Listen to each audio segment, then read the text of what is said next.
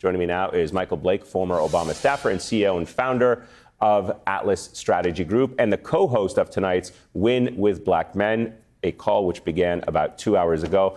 Michael, it's great to see you. Thank you so much for making time for us. I know you've had a busy night and you're following the Yankees game, so we won't take up too much of your time. But let me get your thoughts. Just tell me about tonight. How did that call go? What were some of the key takeaways from it and the momentum that continues to build around it? Well, brothers are excited, and seeing another man of color, just appreciate what you continue to do on the air. It's about sending the message on the March on Washington anniversary that we are showing that brothers are going to support the vice president and mobilize in that regard. We were able to have incredible leaders, the Lieutenant Governor of Michigan, Garland Gilchrist, who reminded people that early voting is effectively 40 days out from the election. Talking about Pennsylvania, a state that I was in 4 years ago, where we didn't win the state until that Saturday. Having the mobilization of Stephen Horsford, who from Nevada is the chair of the CBC, who became a national campaign co-chair.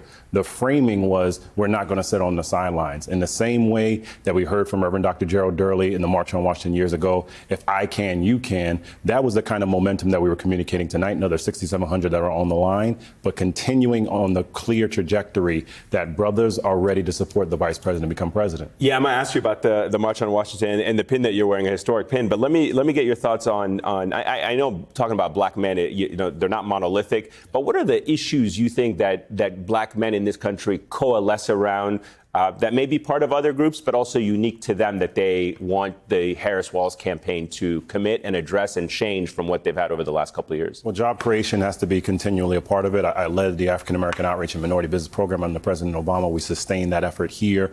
And so people want to hear, what are we doing in that regard? And so when we hear from the Black Economic Alliance around work, wages, and wealth, that continuity has to be clear around to the brothers and addressing what happens with cost of living. Cornell Belcher talks about that all the time. We have to be focused around cost of living and economic impact. Thereafter, it's also around justice and the framing that happens. Center for Policing Equity and Ford continue to demonstrate we have to be addressing what's happening around justice and making sure we get the George Floyd Act passed and implemented and creating those opportunities. But it's also about making sure that the brothers are part of what's going on in the game. That's why we created the Kairos Democracy Project. Kairos is the other definition of time. It's opportunities to create moments. Brothers want to make sure that we are part of what's happening here. And so sustaining that is not just about the policies, it's about the person. Too often we're being told we're not going to support someone because someone else is saying that. No, it's for our voices to be heard and mobilized, and that's why we've been so engaged in the election and why we've been so engaged in mobilizing efforts such as collectives, such as Win with Black Men, such as what's happening tonight across the country. Let me ask you about something we just heard there from Governor Roy Cooper of North Carolina, saying he had a feeling something similar to what happened in 2008 with Barack Obama carrying North Carolina. Obviously, President Biden carried Georgia as well. These states are now firmly in play for the vice president and Tim Walz. What is different about this moment than in 2008? I mean, they're both history-making candidates, but are the issues the same, or is there something different that's at play that makes this moment unique? Well, it's definitely different. Like, I was in 08 and saw the energy. I was actually with Governor Cooper and his AG back in the day. We'd go hit up Bojangles. Anyone that knows about North Carolina, you got to get some good chicken at Bojangles. Here's some of the things that are different this time around.